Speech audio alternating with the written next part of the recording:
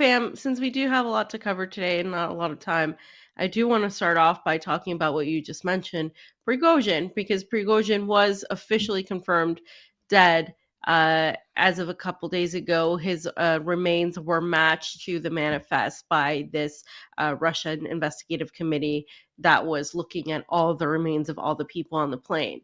So it's no, you know, his body now has been matched and he has been confirmed, although he was presumed dead before. It wasn't until that official statement. Now people are still we're still talking about, who did it, etc.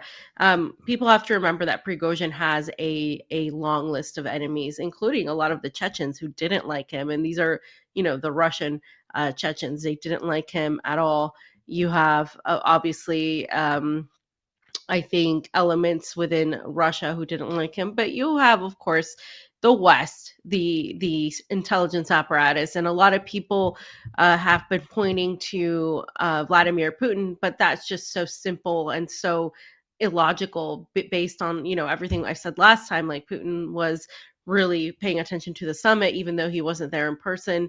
He was attending via video conference. So much was happening with BRICS. So much is happening with BRICS, and Putin had known Prigozhin for a long time, and they had a relationship. Prigozhin was buried in St. Petersburg. We're going to show some of this, and Putin is from St. Petersburg. Putin is, that's where he is from. So, for a plethora of reasons, I just don't see Putin having been involved. A lot of people were saying, well, Putin said betrayal, blah, blah, blah. Uh, Historically, Putin has never done anything to sort of take revenge on something that he was uh, offended by. This is the media portrayal that Pasa mentioned earlier, that we've seen, that this is how we have been perceived or taught to perceive Putin, as this thug, this gangster that is going to go around whacking people like he's, Tony Soprano. And he's not Tony Soprano, okay? He I just haven't seen that, especially when it comes to this conflict in Ukraine and how he's reacted and been restrained, showed a lot of restraint, to the point where people like Prigozhin wanted more of offensive type of Yeah. behavior. So that doesn't really make any sense. So I still suspect intelligence. I think we're going to see maybe things develop later on. But Prigozhin didn't have a short list of enemies. He had a long list of enemies, and he is still respected in spite of everything he did, by the battles he won in Donbass, including Bakhmut, and a lot of what went on in, well, Bakhmut is known as Artyomsk by Russians, and a lot of the other key strategic uh, gains that Wagner did for Russia. So there's also been confirmation that the presence of Wagner in Niger will continue. That they have said it's not going to, ruin anything, that this is going to continue. So just wanted to start with the update right off the bat on that. Gotcha. If we can show the Twitter, the first Sam, do one, you just think it so is people get possible like though? the. Do you think there's Hmm. a little bit of possibility that Putin could have done this, at all? I mean, Prigozhin did shoot down some Russian helicopters during the failed mutiny. Um, That's what was said, but that was never proven. Like, there okay. was there was never. This is why this is so strange, because that was what was alleged, like, that Prigozhin did, but I didn't really see that backed by any sort of evidence, and then it sort of went away. These allegations that Prigozhin and his men shot down a bunch of helicopters. I mean, even if he did that, even if that was all true, everything we were told, right? That Prigozhin shot down these helicopters, that the Wagner, he tried to instigate this military coup. There, Prigozhin did that knowing that who he was, in a way, would protect him to a certain extent. Now we know that Prigozhin didn't get any security guarantees when he made this deal with Alexander Lukashenko, president of Belarus. When he made this deal, he there was never any security guarantees, and now the only person that could have guaranteed him security would be Vladimir Putin. But that's what I think Putin did. I don't think Putin guaranteed him any security guarantees, and that was echoed by Alexander Lukashenko. I don't think he was under Putin's protection anymore. I think that's what Putin did. There was no protection before he had the protection of number one, which is Vladimir Putin.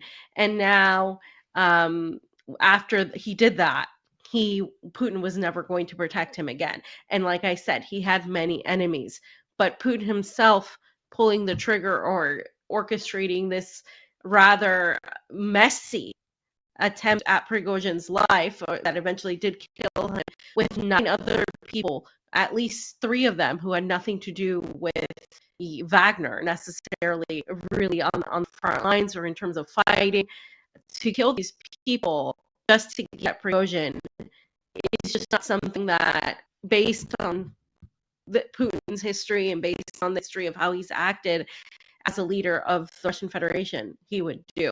And I think this idea that he would do that, when we say, well, Prigozhin did this and he, tried to still push this coup and blah blah blah. There's his memorial service, but you can say all that, but that would have to make Putin a person that's going to retaliate and take vengeance based on a perception of the West that Putin looked weak. And that just really didn't really happen here in Russia. Like, some people were like, oh my gosh, what's going to happen? But the vast majority of people here were like, Putin's going to handle it, everything's going to be fine. And that is surprising, because if that were to happen in the United States, we wouldn't say Biden's going to handle this. Don't worry. Everything will be fine. That would never be said by anybody in the United States. So you're pretty much saying too that he's not Tony Soprano. He's more like Bobby Bacala, like more methodical, and he's not as he's more pure-hearted. He's not just gonna whack somebody. He's gonna be a little bit more reserved and whatnot. So I just think if you're running a country that's vastly in a very precarious situation right now, to just go around whacking people, especially people that you've had connections, not saying you couldn't kill somebody, right? But especially saying people that you've had like a relationship with and that has done a lot for the country. Because again, people like Putin and people that are supportive of the special military operation are very patriotic.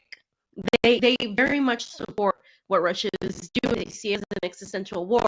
And in spite of everything Prigozhin did, he is remembered as a hero in terms of what he did on the battlefield. So he's not just some guy that did nothing and came along and did this. He's some guy that really got a lot for Russia in situations where they might have not attained all of these successes on the battlefield without him.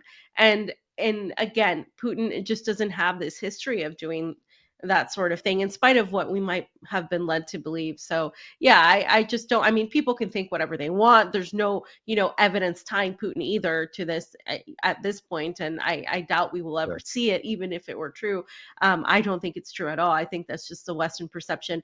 And you can kind of hint at it. This isn't always true, right? Just because the West is against it doesn't mean it's true or isn't true. But the West has been pushing this narrative that Putin did it, and Putin is just this gangster going around killing people. So that also lends less credibility to this argument that Putin was involved. And there he is. He's buried next to his father in St. Petersburg. And again, I was just in St. Petersburg, so next time I go, I'll have to see this. And it's interesting. Prigozhin was a controversial figure. He was by no means loved by all, but some people were celebrating his death, and some people were very happy with it. But some people, a lot of people just said, well, that sucks. Now what's going to happen to Wagner? More people are worried about the state of the conflict because he represented such a huge part of it. Yeah, and I'm saying what's going to happen in Africa. That's my biggest concern. From what we heard, Wagner was already in parts of Africa, was going to provide supports to some of those people who wanted their own national sovereignty. So just very curious about it. I'm worried about that, because it was obvious that Prigozhin had some type of foothold in Africa. Why would he go if he did not? And the fact that he was moving around so freely from Moscow to here to there, whatnot. That doesn't like kind of say to me that Putin wanted him whacked, because otherwise he would have been like kept his distance and stayed away and stayed in Belarus and whatnot. So it's weird that I know a lot of people are saying it like, oh, he let his guard down and Putin got him, but I don't know. I have a hard time believing that. Yeah, I'm just not buying that at all either. And some people still think he's alive and well and on an island somewhere. Yeah, he's hanging So, with they're Biggie and Elvis, as I heard. Biggie, Tupac, and Elvis. Biggie, Tupac, Elvis, and exactly. Prigozhin now. And he has been replaced by somebody else that was already in the leadership and the upper ranks, who was already familiar with everything and who people like. So, I mean, the war continues. The show must go on, and it will. And a lot of people are worried about what's going to happen. In Africa, and we're going to talk about Niger and what's happening there. But Nigerians are extremely passionate about maintaining their sovereignty and kicking the French out.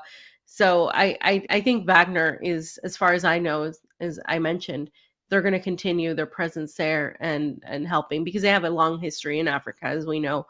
Um, that's not going to go away. But Prigozhin was a leader, and when a leader, of course, falls, there's always that potential of of something happening, going awry and Yeah. stuff. And not every leader that comes after is as good or has the ability to round up the troops, literally speaking, in this case. So we'll see. We'll see what happens. Yeah. Do we have that clip?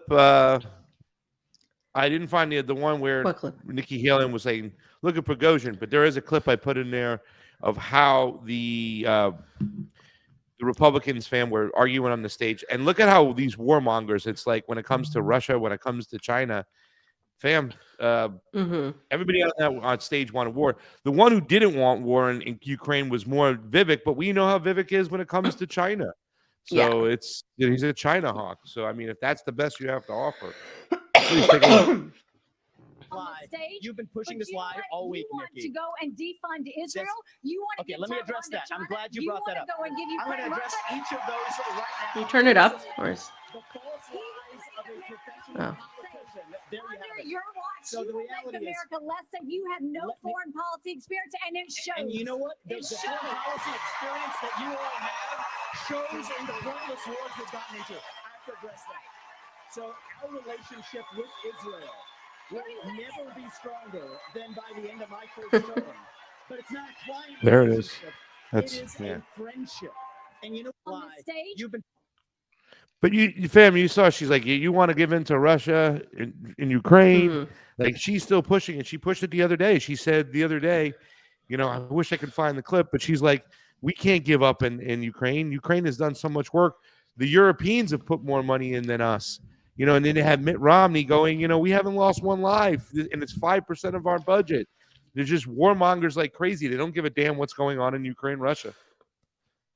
It's ridiculous. Well, it's the competition of who's the best warmonger, depending on what situation it is. Like, he's like, we're never going to be closer to Israel if I become president. She's like, you just want to give it all up to Putin, and then whoever else is going to come in, China. And it's just they're trying to out warmonger each other in different ways. And like, some people here, and they look at DeSantis, or they look at Vivek, and they see, oh, okay, well, they might say something not so bad about Russia, but I'm like, yeah, but you look at everything else, and you'll end up back in the same spot, because really, I think that the bigger threat here to the U.S. that they're really looking at is China. Because China is not just a powerhouse militarily, it's a powerhouse economically. And it's the economics that really the US is looking at, especially with what's happening with BRICS now. And so that is what's making them desperate. And I do think that they're desperate enough to try to go after Russia directly, either via Poland or Crimea.